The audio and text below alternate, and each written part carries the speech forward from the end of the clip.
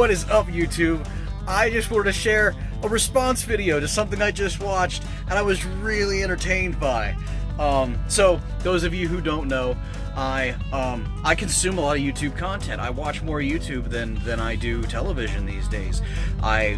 It's the original streaming service. It's the truth. YouTube is the original streaming service. So with the advent of the modern day streaming service where you can watch TV shows and binge watch Netflix and stuff like that, it's not uncommon that YouTube would more or less become a point at which you could more or less watch weekly and daily TV episodes. So anyways, one of the channels I like to watch, one of the most entertaining channels you will find on YouTube, a gentleman who goes by the name of the Shade Tree Surgeon. He's out of the Ybor City area of Tampa Bay, and he loves vintage motorcycles, and he's not a snob about it. He makes jokes about being a snob about it, but he's really not.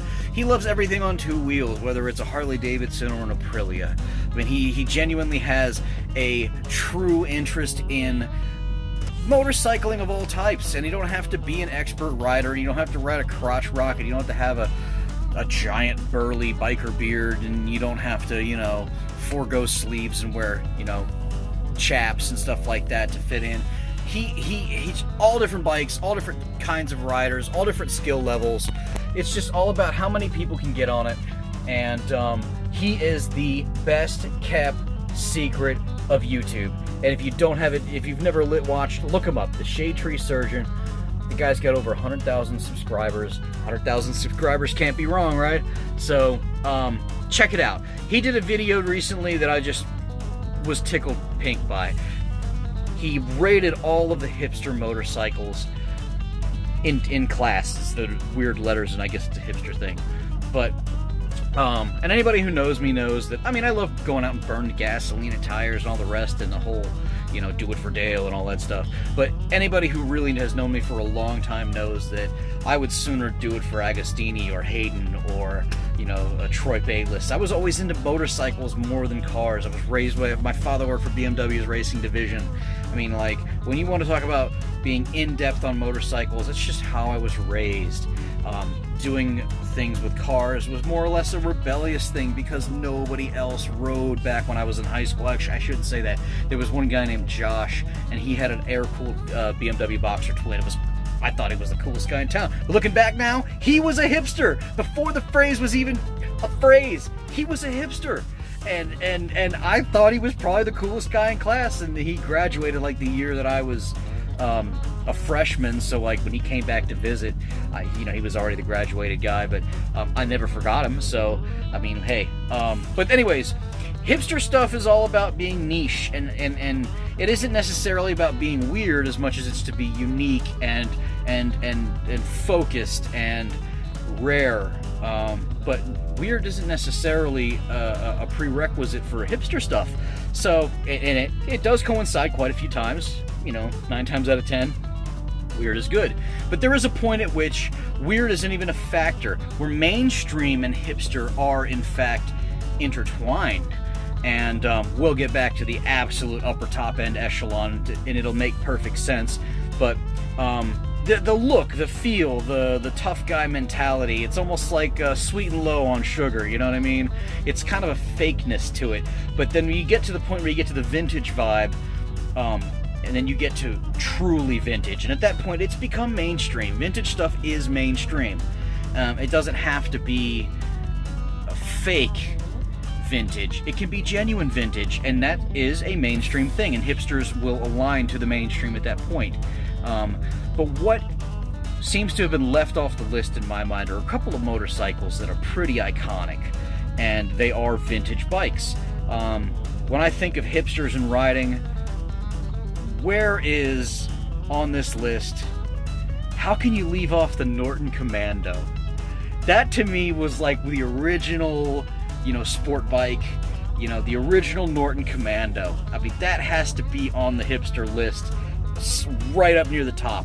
And then, like, to kind of quote George Carlin for a second, you have to stand in awe. When you talk about hipster vibe and motorcycles, you have to stand in awe of the original pre-oil in the frame Triumph Bonnevilles, pre-1970. See, a lot of people don't realize this. In 1970, Triumph stopped putting oil in the tank, and they used the frame rails of the motorcycle as the oil reservoir. Now, what this essentially did was it raised the center of gravity of the motorcycle higher.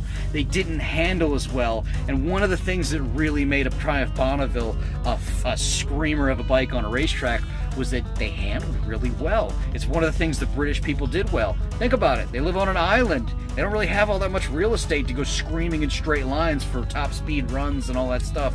They were all about stuffing bikes into corners on the brakes. Now, the brakes weren't all that great. They had to make a bike that handled. It's one of the things the Japanese people never really quite got right in the vintage Japanese bikes. But the Japanese guys made way more power.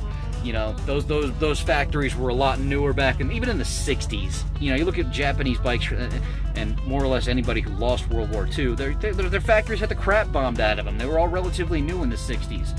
So, the Allied powers that had factories that were producing bikes in the 60s, it was the same tooling that'd been around since the 30s and 40s. I mean, it was really, really crappy machining.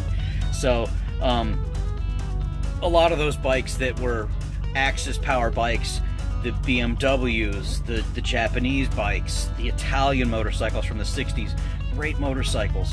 The British bikes from that same era, the 60s, like the old A65 BSAs, you know, the Triumph Nortons. I'll even throw the Norton P11 up there for you dirt guys out there. I mean, these were bikes that, I mean, they were so idiosyncratic.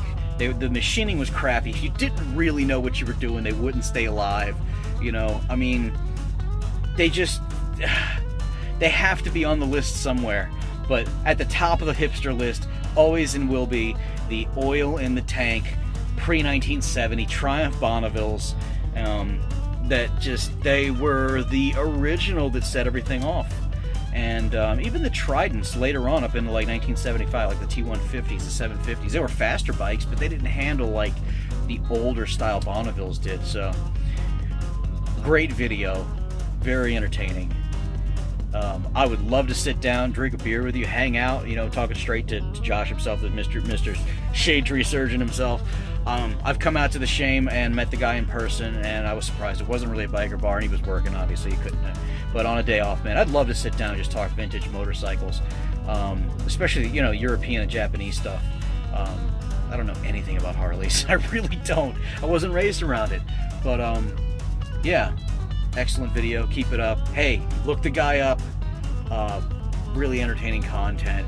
And, hey, if you've got any suggestions that you think are hipster motorcycles, I mean, there's always got to be, you know, those companies that have gone out of business, you know, that weren't mentioned. The Bruff Superiors, the Vincent Black Shadows, the Ariel Square 4s, I don't know, Henderson's. The Henderson 4 was a beautiful motorcycle. It's got to be a hipster thing by this point. But it does align with the mainstream, and they didn't make the list, but hey,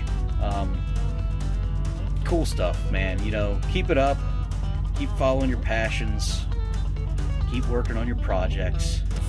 And I'm amped, man. I'm totally amped. I'll catch up with you.